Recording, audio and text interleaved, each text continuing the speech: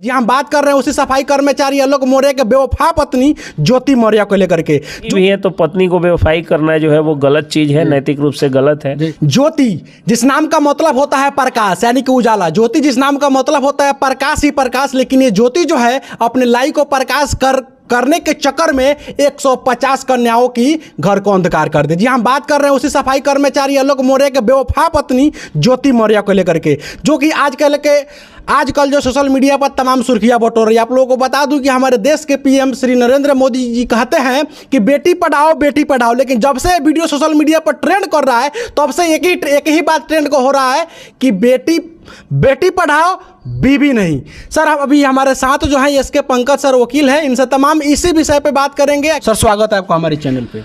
बहुत बहुत धन्यवाद विजय जी कि आप बहुत सारी बात बोल गए और आपने कहा कि ज्योति का मतलब प्रकाश होता है, तो मैं आपको बता दूं कि आलोक का मतलब भी रोशनी ही होता है। आलोक का मतलब भी लाइट से ही होता है। तो जोड़ी तो बहुत अच्छी थी, भगवान ने बहुत अच्छी जोड़ी बनाई थी, लेकिन तुलसीदास जी की एक कहावत है कि सुर नर मुनि सबकी यही रीति, स्वार्थ लागी करहीं सब प्रीति। सुर मतलब होता है देवता, नर मतलब होता है आदमी, और मुनि मतलब होता है ऋषि मुनि, यानी ऋषि मुनि रिसर्चर्स, सेंटली पर्सन्स, इनको कहा जाता है। तो ये सारे लोग जो होते हैं स्वार्थ लागी करहीं सब प्रीति, ये सभी लोग सिर्फ स्वार्थ से प्रीत करते हैं। और फिर तुलसीदास जी जो है वो दूसरे अध्याय में लिखते हैं, दूसरे कांड में लिखते हैं कि विनय न मानत जलधि जड़, गए 3 दिन बीत, बोले राम सकोप तब, भय बिनु होहि न प्रीत। तो प्यार जो है और प्रीत जो है वो दो ही चीज से होता है, एक स्वार्थ से, दूसरा भय से। तो ये जो जैसे आपके लोकल थानेदार आ जाता है तो देखिए मुखिया जी लोग खूब चमचागिरी थानेदार का करने जाता है, कारण क्या है? वहाँ भय है कि भाई मुखिया है, कहीं कोई गया एफआईआर कराने, एफआईआर लॉन्च कर देगा, एक की मुकदमा बढ़ जाएगा, तो वहाँ भय है। एसपी साहब आते हैं तो बड़ा लोग प्रीत जगाता है, हाँ एसपी साहब आई हैं, मेम साहब आई हैं, मेम साहब आपके बच्चे का नाक जो है एकदम मेरी बेटी के जैसा मिलता है। ये सब चमचागिरी जो होती है वो क्या है? वो प्रीत कहाँ से जगती है? भय के कारण जगती है। या कोई अमीर आदमी के पास लोग जो है वो, या कोई दबंग आदमी या कोई उस टाइप का आदमी है जो आपका कुछ बिगाड़ सकता है, तो उससे लोग भय से प्रीत करते हैं। और नहीं तो भय को छांट दीजिए तो सिर्फ स्वार्थ लागी करहीं सब प्रीति, यानी प्रत्येक व्यक्ति जो है इस दुनिया में स्वार्थ से ही प्रीत करता है। अच्छा सर, तो जो ये ज्योति मौर्य जो है, सर ज्योति मौर्य जो है ये प्यार अपने स्वार्थ से कर रही है कि भय से कर रही है, ये चीज हम जानना चाहते हैं। नहीं, मैं वही बता रहा हूँ, तो भय तो उनमें है नहीं, चूंकि वो एसडीएम है और ये चतुर्थ वर्गीय कर्मचारी हैं, स्वार्थ से। हाँ, ये आपको सफाई कर्मी है जी।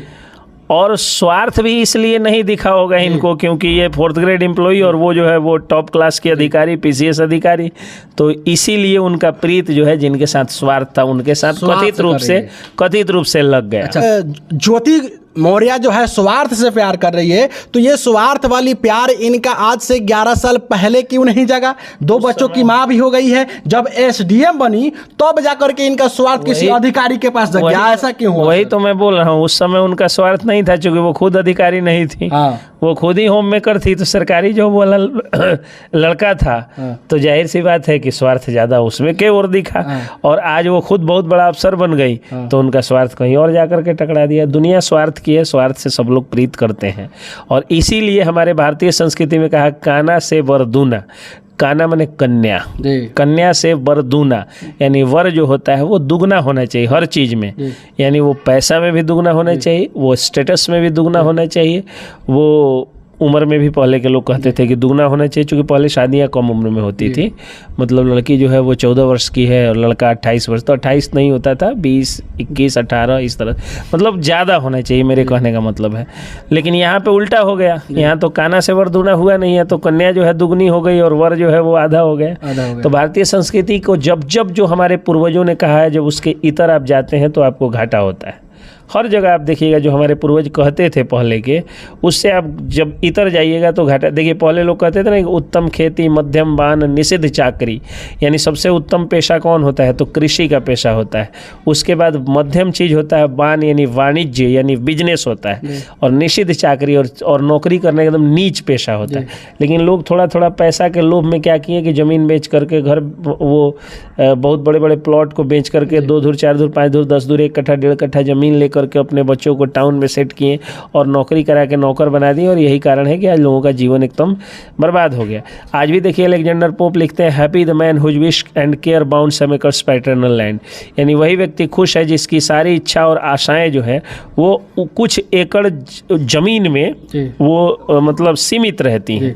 सर ये कहाँ तक सही है कि जब पत्नी जो है पत्नी को जो पति जो है पढ़ा लिखा करके कोई अफसर बना देता है, जब वो पत्नी अफसर बन जाती है तो कहीं ना कहीं अपने पति से बेवफाई करने लगती है।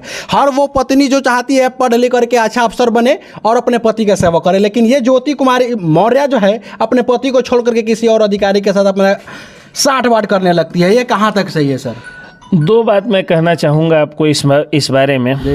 पहली बात तो ये कि आपने कहा कि आलोक मौर्य ने बनाया, आलोक मौर्य भी कह रहे हैं कि उन्होंने बनाया, तो अगर कोई बना सकता था तो वो खुद भी बन सकता था। देखिए यहाँ पे जब कोई बात आता है, अगर कोई बना सकता था तो वो खुद भी बन सकता था, ठीक है। तो कहने का मतलब ये है कि कोई दुनिया में किसी को बनाता नहीं है, उसके अंदर व्यक्तिगत मेधा होती है तभी बनता है। दुनिया का हर बाप चाहता है मेरा बेटा जो है वो पढ़ लिख करके अधिकारी बन जाए, कोई डीएम से कम नहीं सुनता है। गाना भी हो गया कि हमरा बुझाता बबुआ जीएम बनी है, नाना डीएम बनी है, मतलब पीएम बनी है, बाद में उनका बच्चा अपना भंगेड़ी हो जाए, नशेड़ी हो जाए, ये अलग बात। मतलब आलोक मौर्य का सर मतलब ये है, आलोक मौर्य जो है बनाए हैं कि नहीं इसकी तो कोई बात नहीं है।